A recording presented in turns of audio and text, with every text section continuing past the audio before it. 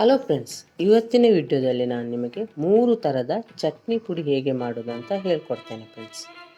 ಮೊದಲಿಗೆ 1 ಕಪ್ಪು ಶೇಂಗಾವನ್ನು ತಗೊಂಡು ಒಂದು ಕಬ್ಬಿಣದ ಬಾಣಲೆಯಲ್ಲಿ ಸಣ್ಣ ಉರಿಯಲ್ಲಿಟ್ಟು ನಾನು ಹುರಿತಿದ್ದೇನೆ ಫ್ರೆಂಡ್ಸ್. ಇದನ್ನು ಒಂದು 2 ರಿಂದ 3 ನಿಮಿಷ ಚೆನ್ನಾಗಿ ಹುರಿಬೇಕು ಫ್ರೆಂಡ್ಸ್.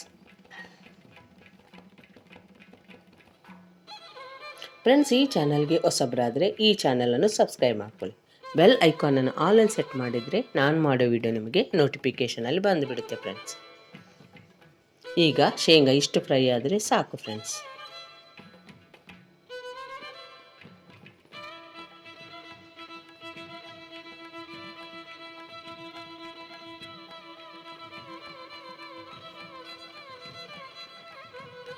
ಈಗ ಇದು ತಣ್ಣಗಾದ್ಮೇಲೆ ಇದರ ಸಿಪ್ಪೆಯನ್ನು ತೆಗೆದು ನಾನು ಒಂದು ಮಿಕ್ಸಿ ಜಾರ್ನಲ್ಲಿ ಹಾಕ್ಕೊತಿದ್ದೇನೆ ಫ್ರೆಂಡ್ಸ್.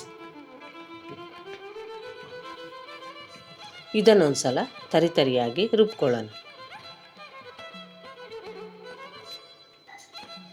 ಇದನ್ನು ಸ್ವಲ್ಪ ತರಿತರಿಯಾಗಿ ರುಬ್ಕೊಂಡ್ಮೇಲೆ ಇದಕ್ಕೆ ಖಾರಕ್ಕೆ ಎಷ್ಟು ಬೇಕೋ ಅಷ್ಟು ನೋಡಿಕೊಂಡು ಅಚ್ಚಕಾರದ ಪುಡಿಯನ್ನು ಹಾಕ್ಕೋಬೇಕು ಫ್ರೆಂಡ್ಸ್.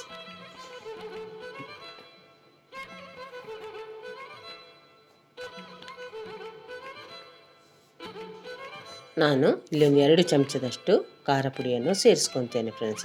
ನಿಮಗೆ ಖಾರ ಎಷ್ಟು ಬೇಕೋ ನೋಡಿಕೊಂಡು ಖಾರ ಪುಡಿಯನ್ನು ಹಾಕೋರಿ ಫ್ರೆಂಡ್ಸ್.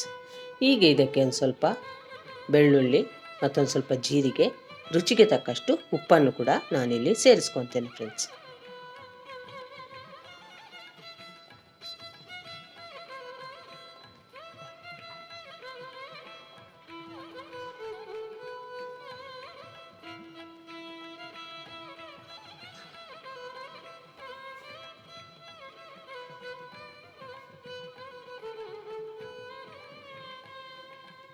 ಈಗ ಇದನ್ನು ಮಿಕ್ಸಿ ಜಾರ್ನಲ್ಲಿ ಇನ್ನೊಂದು ರೌಂಡು ರುಬ್ಕೊಳ್ಳೋಣ ಫ್ರೆಂಡ್ಸ್. ಇಷ್ಟಾದರೆ ಸಾಕು ಫ್ರೆಂಡ್ಸ್, ಭಾಳ ಇದನ್ನು ಸಣ್ಣಗೆ ರುಬ್ಕೊಳ್ಳೋದು ಬೇಡ ಫ್ರೆಂಡ್ಸ್. ಈಗ ಇದನ್ನೊಂದು ಪಾತ್ರೆಯಲ್ಲಿ ತೆಗೆದಿಡ್ತಿದ್ದೇನೆ ಫ್ರೆಂಡ್ಸ್.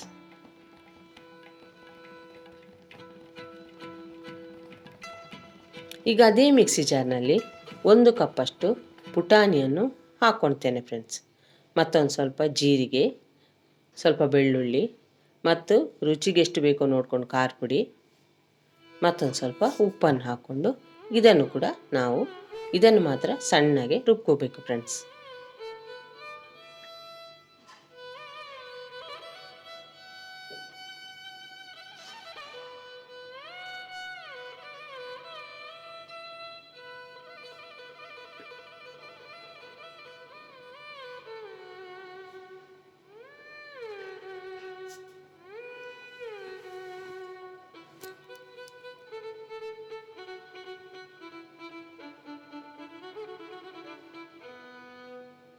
ಈಗ ನಮಗೆ ಬೇಕಾದಂಥ ಪುಟಾಣಿ ಚಟ್ನಿ ಪುಡಿನೂ ರೆಡಿಯಾಗಿದೆ ಫ್ರೆಂಡ್ಸ್.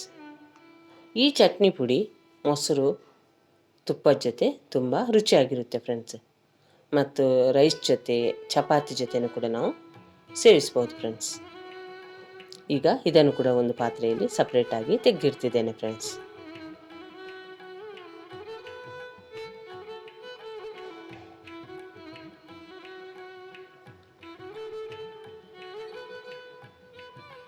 ಈಗ ಅದೇ ಮಿಕ್ಸಿ ಜಾರ್ಗೆ ನಾನು ಒಣ ಕೊಬ್ಬರಿಯನ್ನು ಹಾಕ್ಕೊತೇನೆ ಫ್ರೆಂಡ್ಸ್.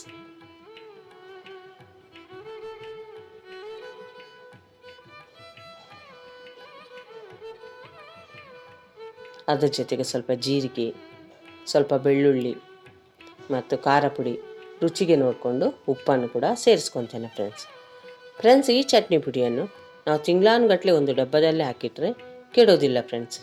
ಇದು ಚಪಾತಿಗೆ, ಮಕ್ಕಳ ಟಿಫಿನ್ ಬಾಕ್ಸಿಗೆ ಕೂಡ ನಾವು ಹಾಕಿ ಕೊಡ್ಬೋದು ಫ್ರೆಂಡ್ಸ್. ಇದನ್ನು ಕೂಡ ಮಿಕ್ಸಿ ಜಾರ್ನಲ್ಲಿ ರುಬ್ಕೊತೇನೆ ಫ್ರೆಂಡ್ಸ್.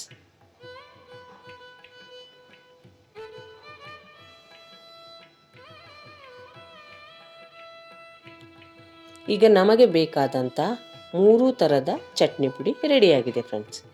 ಈ ರೆಸಿಪಿ ಹೇಗೆ ಅನಿಸ್ತು ಅಂತ ನನಗೆ ಕಮೆಂಟ್ ಬಾಕ್ಸ್ನಲ್ಲಿ ತಿಳಿಸಿ ಫ್ರೆಂಡ್ಸ್. ಈ ವಿಡಿಯೋವನ್ನು ನೀವು ನೋಡಿದ್ದಕ್ಕೆ ತುಂಬ ಧನ್ಯವಾದಗಳು ಫ್ರೆಂಡ್ಸ್.